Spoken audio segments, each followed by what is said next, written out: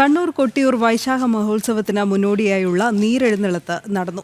യാഗക്കാരും ആചാര്യന്മാരും സ്ഥാനികരും സമുദായിയുടെയും ജന്മശാന്തിയുടെയും നേതൃത്വത്തിൽ അക്കരെ സന്നിധിയിലേക്ക് പ്രവേശിക്കുന്ന ചടങ്ങാണ് ഇത്.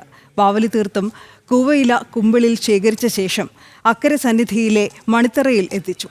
തുടർന്നാണ് ജന്മശാന്തി സ്വയംഭൂവിൽ അഭിഷേകം ചെയ്തത്.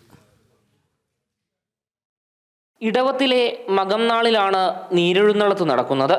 ഉത്സവകാലത്തേക്കുള്ള വിളക്കുതിരി, ശ്രീകോവിലേക്കുള്ള കിള്ളിവസ്ത്രവും ഉത്തരീയങ്ങളുമായി മണിയൻ ചെട്ടിയാനും സംഘവും കൂത്തുപറമ്പ്, പുറക്കളം, തിരൂർക്കുന്ന് ഗണപതി ക്ഷേത്രത്തിൽ നിന്ന് കൊട്ടിയൂരിൽ എത്തിയതോടെ നീരെഴുന്നള്ളത്ത് ചടങ്ങുകൾ ആരംഭിച്ചു. തുടർന്ന് ഒറ്റപ്പിലാൻ, ആശാരി, പുറംകലയൻ, കൊല്ലൻ എന്നീ സ്ഥാനികർ ചേർന്ന് ഇക്കരെ നടയിലും മന്ദംചേരിയിലെ ബാവലിക്കരയിലും തണ്ണീർക്കുടി ചടങ്ങ് നടത്തി.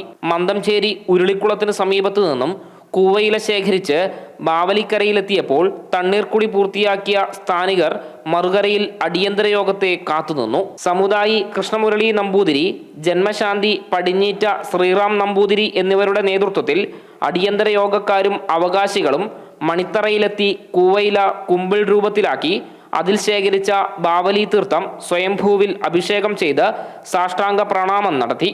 തുടർന്ന് അമ്മാറക്കൽ തറ വണങ്ങി സംഘം തിരികെ പോന്നു. ഇതോടെ നീരെഴുന്നള്ളത്ത് ചടങ്ങ് പൂർത്തിയായി. ഈ വർഷത്തെ കൊട്ടിയൂർ വൈശാഖ മഹോത്സവം ജൂൺ 8-ന് നെയ്യാട്ടത്തോടെ ആരംഭിച്ച് ജൂലൈ 4-ന് തൃക്കലശാട്ടത്തോടെ സമാപിക്കും. ജനം, കണ്ണൂർ.